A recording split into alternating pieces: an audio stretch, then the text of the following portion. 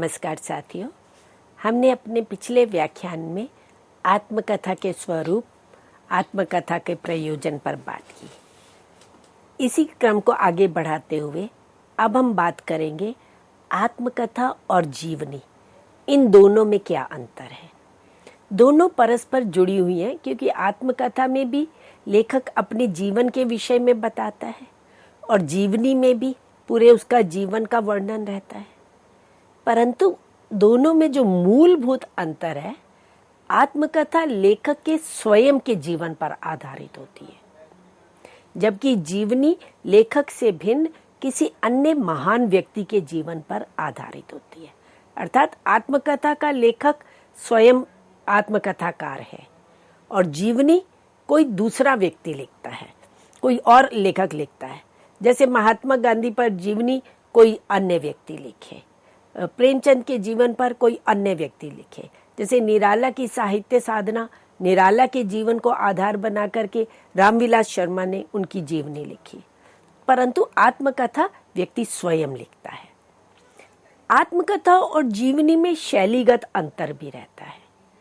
आत्मकथा उत्तम पुरुष में अर्थात मैं शैली में लिखी जाती है और जीवनी अन्य पुरुष में लिखी जाती है, क्योंकि जीवनी की थर्ड पर्सन के बारे में लिखी जा रही है तो वह करके बात की जाती है, उसने ऐसा कहा, उसने ऐसा किया।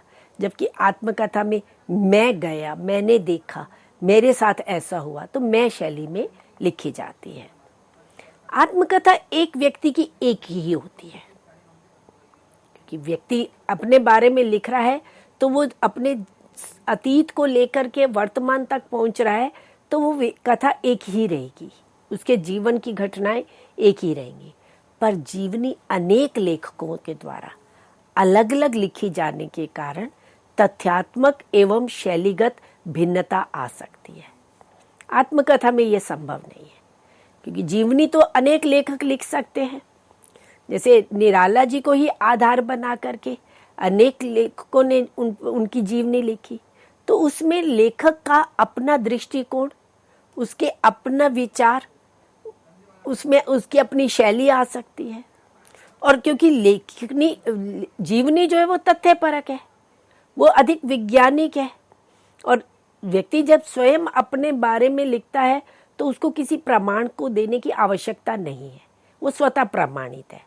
पर जब जीवनी लेखक कोई जीवनी लिख रहा है, किसी अन्य व्यक्ति के जीवन के बारे में लिख रहा है, तो उसको अधिक सजग रहना पड़ता है और वे पूरे तथ्य के साथ एक वैज्ञानिक दृष्टिकोण रखते हुए लिखता है। तो इस तरह से तथ्यात्मक और शैलीगत भिन्नता प्रत्येक लेखक की भिन्न भिन्न हो सकती है। इसलिए जीवनी अनेक हो सकती है, एक व्यक्ति के ऊपर अनेक लोग लिख सकते हैं, जबकि आत्मकथा एक व्यक्ति की एक ही होती है। आत्मकथा अपनी स्मृतियों के आश्रय से अनुभव खंडों का चयन करके स्वयं उनका क्रमबद्ध आत्मविवेचन और आत्म परीक्षण होता है, जो विश्वसनीय होता है। जीवनीकार वैज्ञानिक आधार पर ठोस प्रमाण जुटाकर घटनाओं के विवरण मात्र प्रस्तुत करता है। तो इस तरह से आत्मकथा अधिक अनुभव गम्य होती है, आत्मकथा अधिक अनुभूति प्रवण होती है। उसमें कोई वैज्ञानिक आधार नहीं होता है, जो उसके साथ घटित हुआ उसको वे स्पष्ट रूप से लिखता है। पर जीवनीकार वैज्ञानिक आधार पर ठोस प्रमाण जुटाते हुए घटनाओं का विवरण मात्र प्रस्तुत करता है। तो ये आत्मकथा और जीवनी में मूल अंतर रहा। और एक और अंतर है कि आत्मकथाकार अपने अंतर जगत में विचरण करता है।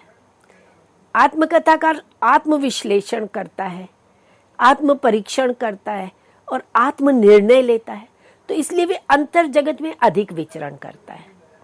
जीवनीकार किसी भी व्यक्ति के अंतर जगत में प्रवेश नहीं कर सकता, उसकी सीमाएं हैं।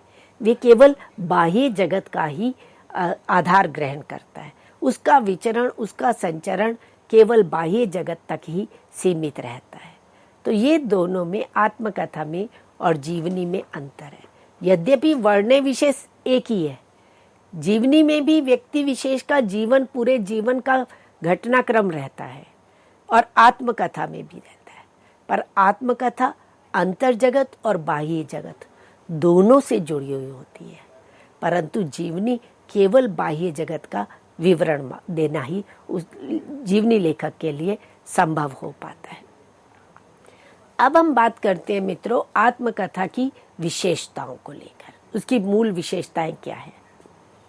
आत्मकथाकार सर्जक भी है और साध्य भी, प्रेरणा भी है और उपादान मतलब साधन, वे स्वयं विषय भी है और विषय को सुर देने वाला अद्भुत स्वर साधक भी है। आत्मकथा वास्तव में आत्मकथाकार के निजी व्यक्तित्व की व्यंजना है, उसमें उसका निजी व्यक्तित्व ही प्रधान रहता है, वे अपने व्यक्तित्व को ही लिपिबद्ध करता है। आत्मकथा लेखक के स्वयं भोगे हुए जीवन का स्वयं किया गया विवेचन एवं विश्लेषण है, जो उसने स्वयं भोगा है। जीवन के जो भी संघर्ष, जो भी स्थितियां परिस्थितियां थी, अच्छा बुरा कटु मधुर, वो उसका स्वयं का भोगा हुआ है, उसी का विवेचन और विश्लेषण वे आत्मकथा में करता है। आत्मकथा लेखक की जीवन यात्रा का प्रामाणिक, यथार्थ एवं आत्मिक दस्तावेज है। दस्तावेज इसलिए कह रहे हैं मित्रों, क्योंकि इतिहास लेखक जब इतिहास लिखता है तो उसके लिए ये आत्मकथाएं बहुत ही सहायक रहती हैं। जैसे मुगल काल का इतिहास जब लिखा जाने लगा तो अकबरनामा जो लिखा गया, जो बाबरनामा लिखा गया, जो उन्होंने अपने समय में, तब तो आत्मकथा लिखने का नहीं था, पर दूसरे लेखकों से वे स्वयं लिखवाते थे, तो वे एक प्रामाणिक दस्तावेज के रूप में इतिहास लेखकों के काम आते हैं। तो इसलिए लेखक की जीवन यात्रा का प्रामाणिक, यथार्थ और आत्मिक दस्तावेज होता है। जो आत्मकथाकार है वे निष्पक्ष और तटस्थ होकर आत्मविश्लेषण करते हुए भोगे हुए आत्मपरक सत्यों का उद्घाटन अत्यंत संयम और कौशल से करता है। वो ना तो अधिक भावुकता में बह करके एक प्रवाहमयी शैली में लिखने लगता है, और ना ही वे संकुचित, जब दोष आते हैं या अपनी कमजोरियों का वर्णन होता है तो वहां संकुचित हो जाए, नहीं, वे एक संतुलन बनाते हुए अत्यंत संयम पूर्ण होकर के और कौशल से आत्मकथा लेखन करता है। स्वयं भोक्ता होने के कारण आत्मकथाकार अपने जीवन की घटनाओं को सत्य एवं ईमानदारी के साथ प्रस्तुत करता है, जिससे लेखक का दृष्टिकोण तटस्थ रहता है। वास्तव में ये आत्मकथा जो है साहित्य की अत्यंत जटिल और जोखिम भरी विधा है। हम देखते हैं कि जो आत्मकथा लेखन है वह पहले नहीं था। पूरा हिंदी साहित्य का हम मध्यकाल देखें या उससे पूर्व हम जाए, प्राकृत अपभ्रंश का साहित्य या उससे पूर्व संस्कृत का साहित्य, आत्मकथा नहीं लिखी जाती थी, क्योंकि उस समय अपने बारे में कुछ भी कहना आत्म प्रशंसा माना जाता था, आत्माभिमान माना जाता था। यहाँ तक कि लेखक पूरी रचना कर जाते थे और वे अपना नाम तक नहीं देते थे, अपने विषय में कुछ भी नहीं बताते थे। अपने विषय में बताना आत्म प्रशंसा था, तो वे अपने विषय में मौन रहते थे। तो आत्मकथा लिखना तो बड़ी दूर की बात थी। प्रसंगवश बीच में कहीं कोई उल्लेख आ गया तो उससे परवर्ती जो आलोचक थे, जो शोधकर्ता थे, वे उनके समकालीन समाज को जान पाए, समाज उसमें उभर करके आया, परंतु उन्होंने स्वयं अपने विषय में कभी कुछ नहीं लिखा। तो इस तरह से आत्मकथा में जो अब आज लिखी जा रही है, वर्तमान में आधुनिक काल की देन है, इस आत्मकथा में एक गहराई होती है, एक पारदर्शिता होती है, स्पष्ट, निर्भीक और निष्पक्ष अभिव्यक्ति होती है। आत्मकथा का स्वरूप व्यक्ति केंद्रित होता है। इसमें रोचकता, औत्सुक्य, रोमांच, ये सभी गुण विद्यमान रहते हैं। आत्मकथा की रचना मैं शैली में की जाती है। आत्मकथाकार केवल अपने जीवन और व्यक्तित्व के विषय में ही नहीं लिखता, उसके सामाजिक सरोकार भी होते हैं। क्योंकि आत्मकथा साहित्यिक विधा है, इसलिए उसमें विभिन्न सामाजिक, सांस्कृतिक, राजनैतिक पक्ष प्रकारांतर से समाविष्ट हो जाते हैं। क्योंकि जो रचनाकार है वे समाज का ही तो एक अंग है। समाज के रहते हैं, समाज के रीति रिवाज, समाज के पर्व, उत्सव, त्योहार, समाज में घटित विभिन्न घटनाएं, धार्मिक विश्वास, धार्मिक रीति नीतियां, तत्कालीन संस्कृति, इन सब से वे स्वयं प्रभावित भी रहता है और उन सब का एक अंग भी होता है। तो जब वे आत्मकथा लिख रहा है तो वो केवल अपने व्यक्तित्व के विषय में ही नहीं लिख रहा, वे अपने समकालीन समाज को, अपनी समकालीन संस्कृति को, राजनीति को, धर्म को प्रकारांतर से समाविष्ट कर लेता है। तो जिससे पाठक तत्कालीन सामाजिक, सांस्कृतिक, राजनीतिक, धार्मिक संदर्भों को जानने में समर्थ हो पाते हैं। तो इस तरह से मित्रों, अभी हमने बात की आत्मकथा की विशेषताओं को लेकर के। अब हम बात करते हैं कि हिंदी साहित्य में आत्मकथा लेखन का प्रारंभ कब से हुआ। अभी जैसे मैंने चर्चा की कि हिंदी तो क्या, हिंदी से पूर्व ब्रज अवधि या उससे पहले प्राकृत अपभ्रंश या संस्कृत में जो साहित्य लिखा गया, कहीं पर भी आत्मकथा लेखन नहीं मिलता है। संस्कृत में कुछ, जैसे दंडी का हर्षचरित है, उसमें थोड़ा सा कवि अपने बारे में परिचय दे देता है। तो अपने बारे में थोड़ा सा परिचय दे देना आत्मकथा नहीं कहलाता। गुरु गोविंद सिंह ने रीति काल में विचित्र नाटक की रचना की, जिसमें उन्होंने अपने समकालीन परिवेश का पूरा चित्रण किया। आत्मकथा, अपना चरित्र भी उसमें आता है, वो थोड़ा हमें प्रारंभ दिखाई देता है। पर बीजारोपण जो हम कह सकते हैं हिंदी साहित्य में, वे 17वीं शताब्दी में हो चुका था।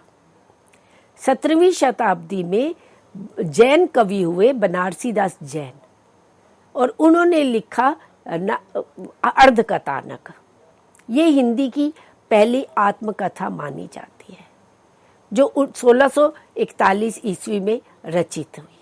लिखी तो 1641 ईस्वी में गई थी, पर परवर्ती काल में नाथूराम प्रेमी द्वारा 1943 में ये प्रकाश में आई, इसका प्रकाशन हुआ। जैन कवि थे, तो इन जैनियों में एक परंपरा रही है कि वो मनुष्य की आयु 110 वर्ष मानते हैं, और 110 का आधा हो गया 55।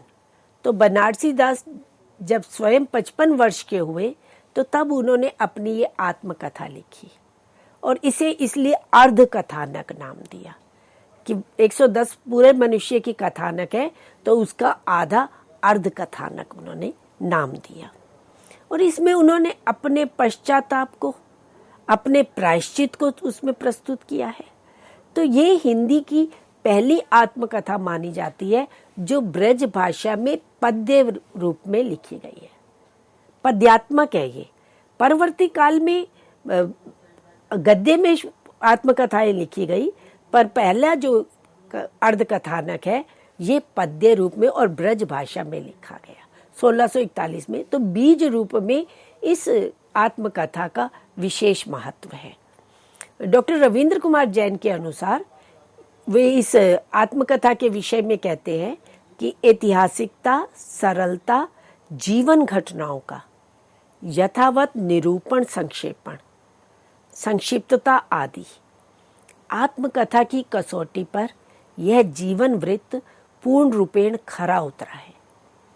हिंदी में ही नहीं, संपूर्ण भारतीय भाषाओं में ये सर्वप्रथम और अनुपम पद्यात्मक आत्मकथा है। तो इस तरह से वे केवल हिंदी की ही नहीं, सभी भारतीय भाषाओं की पहली आत्मकथा मानते हैं। और इस आत्मकथा में बनारसी दास जो जूनागढ़ के रहने वाले थे, और उन्होंने वहाँ का पूरा वर्णन किया है, अकबर की मृत्यु का, अकबर के शासन का, जहांगीर के शासन का, शाहजहां के शासनकाल का पूरा एक यथार्थ चित्र हमें प्रकारांतर से इसमें मिल जाता है। तो ऐतिहासिकता की दृष्टि से, जीवन घटनाओं की दृष्टि से और उसकी सरलता संक्षिप्तता की दृष्टि से ये एक महत्वपूर्ण प्रारंभिक आत्मकथा के रूप में समादृत है। इसी तरह से हिंदी साहित्य में प्रारंभिक काल में हम देखते हैं कि अनेक महान पुरुष आत्मकथा लेखन की ओर प्रवृत्त हुए। धार्मिक पुरुष भी, राजनेता भी, स्वतंत्रता सेनानी भी, साहित्यकार भी, तो विभिन्न क्षेत्रों के जो महान व्यक्तित्व थे उन्होंने आत्मकथाओं का लेखन किया। जैसे धार्मिक क्षेत्र की हम बात करें तो स्वामी दयानंद सरस्वती जो आर्य समाज के प्रवर्तक थे, उन्होंने अपना जीवन चरित्र 1917 में लिखा, जो 4 अगस्त 1875 को हिंदी में प्रस्तुत भाषण का लेखनीबद्ध रूप था। स्वामी दयानंद सरस्वती जिन्होंने वेदों के ऊपर भाष्य लिखे और धार्मिक अंधविश्वासों का, रूढ़ियों का खंडन किया और समाज को वेदों की ओर मुड़ने का, वेदों से प्रेरणा प्राप्त करने के लिए प्रेरित किया, तो उनका जीवन चरित्र, उनका अपना व्यक्तित्व समाज के लिए एक आदर्श रहा। तो उनका जो आत्मकथा है जीवन चरित्र के नाम से, जो 1917 में प्रकाशित हुई, ये एक तरह से प्रथम उत्थान की पहली आत्मकथा मानी जाती है। अर्धकथानक जो बनारसी दास जैन का था वो तो ब्रज भाषा में था, ये हिंदी की प्रथम आत्मकथा स्वीकार की जाती है। उसी तरह से भारतेंदु हरिश्चंद्र, जिनसे आधुनिक काल का प्रारंभ माना जाता है, जो आधुनिक युग के प्रवर्तक ही नहीं शलाका पुरुष जाने जाते हैं, जिन्होंने अपने अल्प वय में ही इतनी साहित्यिक रचनाएं दी, ना केवल साहित्यिक रचनाएं दी अपितु अपने समकालीन रचनाकारों को भी रचना करने के लिए प्रेरित किया। उन्होंने भी अपने जीवन की आत्मकथा लिखना प्रारंभ किया था, कुछ आप बीती कुछ जग बीती, परंतु उनका निधन हो जाने के कारण वे आत्मकथा अधूरी ही रह गई। एक कहानी के नाम से भी इनके आत्मचरित्र जो है वो लघु आत्मचरित्र प्राप्त होता है, और इनसे प्रेरणा प्राप्त करके अनेक साहित्यकार, अंबिका दत्त व्यास, श्रीधर पाठक, बालकृष्ण भट्ट आदि भी आत्मकथा लेखन की ओर प्रेरित हुए। इसी तरह से सत्यानंद अग्निहोत्री, जिन्होंने मुझ में देव जीवन का विकास 1910 में लिखा, भाई परमानंद का आप बीती, जिसमें काले पानी की कारावास की कहानी है, 1921 में प्रकाशित हुआ। पंडित लक्ष्मण नारायण गर्दे, जेल में 4 साल, 1922 में प्रकाशित हुआ। तो उस समय क्योंकि वो नव जागरण का काल था, स्वतंत्रता आंदोलन अपने चरम पर था और देश की स्वतंत्रता के लिए अनेक स्वतंत्रता सेनानी, अनेक राष्ट्रभक्त आगे आए, तो उन्होंने अपने जीवन की घटनाओं को आधार बना करके, अपने जो जेल में रहते हुए जो उनके अनकटु मधुर अनुभव थे उनको आधार बना करके आत्मकथाएं लिखी, जो देशभक्तों के लिए, परवर्ती पाठकों के लिए एक प्रेरणा का कार्य, प्रेरक कार्य बनी। इसी तरह से आर्य समाज के प्रवर्तक स्वामी दयानंद जी द्वारा जिस आर्य समाज का स्थापना की गई, उसका प्रारंभ किया गया, उसको खाद पानी देने का कार्य स्वामी श्रद्धानंद द्वारा किया गया। और स्वामी श्रद्धानंद, जिन्होंने गुरुकुल कांगड़ी की स्थापना की, स्त्रियों की शिक्षा पर विशेष रूप से बल दिया, अछूतों के उद्धार पर बल दिया, हिंदू और मुस्लिम धर्म का में जो सांप्रदायिक वैमनस्य था उसको दूर करके, और जो हिंदू जातिगत भेदभाव के कारण जो धर्मांतरित हो गए थे उनकी शुद्धि का कार्य किया। तो इन्होंने कल्याण मार्ग का पथिक इस नाम से आत्मकथा लिखी, जो 1924 में प्रकाशित हुई। तो इनकी आत्मकथा भी तत्कालीन जो स्वतंत्रता संग्राम का समय था, जो तत्कालीन समाज में रूढ़ियां, अंधविश्वास आदि प्रचलित थे, जातिगत ऊंच नीच का भेदभाव प्रचलित था, उन सब से कैसे ये लोग जूझे, कैसे उनसे समाज को प्रबोधित किया, उसको जानने के लिए ये बड़ी महत्वपूर्ण एक रचना है।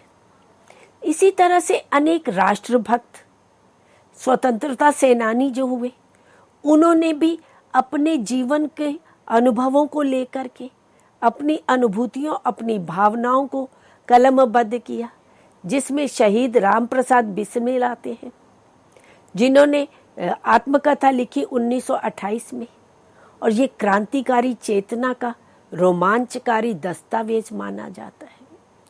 तो प्रारंभ में हम देख रहे हैं मित्रों, अनेक क्रांतिकारी जो स्वतंत्रता सेनानी थे, जो देश को आजाद कराने के लिए शहीद हो गए, उन्होंने जेल में रहते हुए अपने जीवन के अनुभवों को शासक वर्ग की जो अमानवीय व्यवहार थे उसका चिट्ठा अपनी आत्मकथाओं में प्रस्तुत किया, और क्रांतिकारी चेतना का ये एक रोमांचकारी दस्तावेज बन करके आया, जो सचमुच में पठनीय और संग्रहणीय है।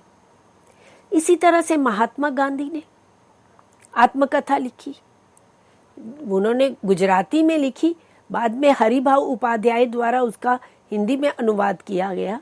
1923 में गांधी जी ने भी आत्मकथा लिखी थी, जो सत्य के प्रयोग के नाम से जानी जाती है, और 1927 में वे प्रकाशित हुई।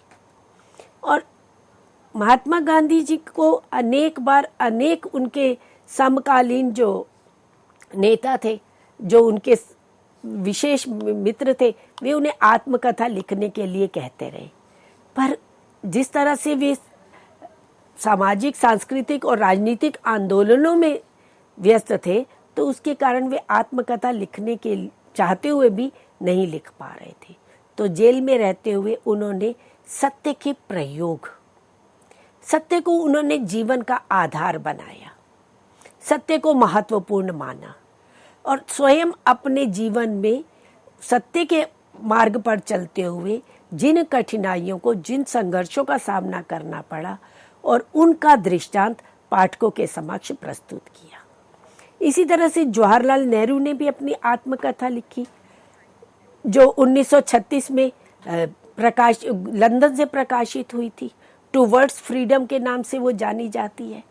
ऐसे ही सुभाष चंद्र बोस जी ने अपनी आत्मकथा लिखी, एक अधूरी आत्मकथा के नाम से और एक भारतीय तीर्थ यात्री के नाम से ये आत्मकथाएं प्रकाशित हो चुकी हुई हैं। और अधूरी आत्मकथा जो है, इसके संपादक शिशिर कुमार बोस और सुगत बोस थे, और संपादक का कथन इस पुस्तक के बारे में है कि ये पुस्तक न केवल सुभाष चंद्र बोस की जीवन लक्ष्य को दर्शाती है, बल्कि उनकी उस रणनीतिक समझ को भी बताती है जो कि भारत की स्वतंत्रता को पाने के लिए जरूरी था।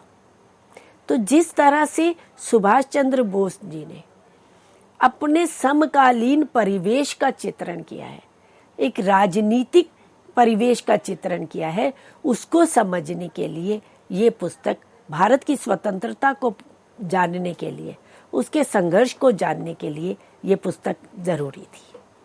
इसी तरह से भारत के प्रथम राष्ट्रपति डॉक्टर राजेंद्र प्रसाद, उन्होंने भी अपनी आत्मकथा लिखी, जो 1947 में प्रकाशित हुई।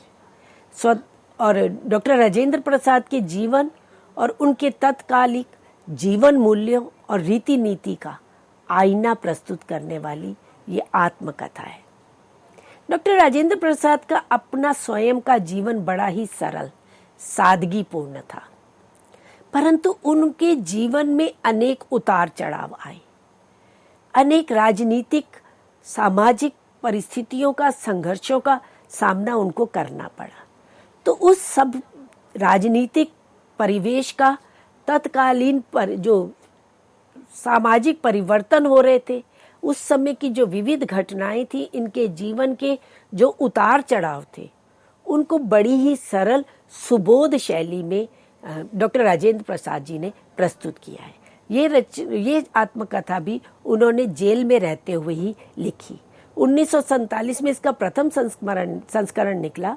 उसके बाद जब दूसरा संस्करण निकलने वाला था, तो तब उनसे कहा गया कि वो इसके बाद का 1947 के बाद, स्वतंत्रता आंदोलन के बाद, देश के स्वतंत्र होने के बाद के अपने जीवन के जुड़े हुए पहलुओं को भी उसमें जोड़ पाए, परंतु वह संभव नहीं हो पाया। राष्ट्रपति बनने के बाद और देश क्योंकि नया नया स्वतंत्र हुआ था, तो दायित्व भी अनेक थे, समस्याएं भी अनेक थी, तो उस बीच में वे रचनात्मक लेखन की ओर अग्रसर नहीं हो पाए। तो इस आत्मकथा में बिहार के सामाजिक रीति रिवाजों का, संकुचित प्रथाओं से होने वाली हानियों का, उस समय के ग्राम जीवन का, धार्मिक व्रतों, उत्सवों और त्योहारों का, उस जमाने के बच्चों के जीवन का और उस समय की शिक्षा की स्थिति का हूबहू चित्र देखने को मिलता है। साहित्य के क्षेत्र में हम बात करें, अभी हमने बात की धार्मिक पुरुषों की और राजनेताओं के द्वारा जो आत्मकथाएं लिखी गई। अब हम बात करते हैं साहित्य के क्षेत्र में जिन साहित्यकारों ने स्वतंत्रता आंदोलन से पूर्व, देश की स्वतंत्रता से पूर्व जो आत्मकथाएं लिखी, उसकी बात करते हैं। उसमें नाम आता है डॉक्टर श्याम सुंदर दास का। उनकी है मेरी आत्म कहानी, 1941 में प्रकाशित है, जिसमें बाबू श्याम सुंदर दास का कथन है, जिस समय जैसी भावना मेरे मन में थी और जिन उद्देश्यों से प्रेरित होकर जो काम मैंने किया है, तथा जिस प्रकार मेरे कार्यों में विघ्न बाधाएं उपस्थित हुई हैं, उनका मैंने यथातथ्य चित्रण किया है। तो इस तरह से उन्होंने भी अपने परिवेश का यथार्थ चित्रण किया है। हरिभाऊ उपाध्याय, जिन्होंने महात्मा गांधी की आत्मकथा का अनुवाद किया था, उन्होंने स्वयं अपनी आत्मकथा लिखी साधना के पथ पर, जिसमें 1892 से 1945 तक के उनके जीवन के अनुभवों को उन्होंने लिपिबद्ध किया है। ये कृति अनेक स्थलों पर उपदेशात्मक हो गई है, क्योंकि समय ही ऐसे था, स्थिति ऐसी थी, तो उपदेश ही अधिक रहे। और इसमें सबसे बड़ा योगदान रहा हंस पत्रिका का आत्मकथा अंक, जो 1932 में प्रकाशित हुआ, और मुंशी प्रेमचंद ने इसका संपादन किया था, जिसमें 50 से ऊपर रचनाओं का इसमें प्रकाशन हुआ। और सभी साहित्यकारों को आत्मकथा लिखने के लिए कहा गया, प्रसाद जी को भी कहा गया, तो उन्होंने आत्मकथ्य नाम से अपनी एक कविता लिखी, और उसमें वे स्पष्ट कहते हैं कि छोटे से जीवन की कैसे बड़ी कथाएं आज कहूं, क्या ये अच्छा नहीं औरों की सुनता मैं मौन रहूं। क्योंकि आत्मकथा लिखना तो बड़ा जटिल और जोखिम का कार्य है। तो प्रसाद जी को भी यही लगा कि मैं अपने जीवन के बारे में मैं कहूं तो उनको सुनने वाला उसको किस रूप में लेगा। मैं अपने बारे में बता जाऊं और सुनने वाला मेरे ही घटनाओं को, मेरे ही जीवन को जान करके और उसका अनुचित लाभ उठाए और मुझे मुझ पर ही दोष आरोपित करे, तो उससे अच्छा है कि मैं औरों की सुनूं और स्वयं में मौन रहूं। इस तरह से जो 1947 से पूर्व, देश की स्वतंत्रता से पूर्व जो आत्मकथाएं लिखी गई, उनमें मुंशी प्रेमचंद का जीवन सार, सियाराम शरण गुप्त ने बाल्यकाल, कृष्णदत्त पालीवाल की मेरी आत्म कहानी, श्रीनिवास शास्त्री की मेरी जीवन स्मृतियाँ, बालकृष्ण शर्मा नवीन की मेरी अपनी बात, राहुल सांकृत्यायन मेरी जीवन यात्रा, ये 4 भागों में है। इसके 2 भाग तो 1946 और 1947 में प्रकाशित हुए और बाद के 2 भाग उनकी मृत्यु के बाद प्रकाशित हुए। और ऐसे ही भवानी दयाल की प्रवासी की आत्मकथा जो 1947 में प्रकाशित हुई। तो इस प्रकार स्वतंत्रता से पूर्व हिंदी साहित्य में आत्मकथा लेखन का प्रारंभ हो चुका था और वे अपने प्रारंभिक रूप में एक बीज रूप में उनका महत्व है। और परवर्ती स्वतंत्रता के पश्चात परवर्ती काल में ये विधा उत्कृष्टता को प्राप्त हुई। तो हम अपने अगले व्याख्यान में स्वतंत्रता के पश्चात जो आत्मकथा लेखन हुआ उस पर बात करेंगे। आज की चर्चा यही समाप्त करते हैं। धन्यवाद।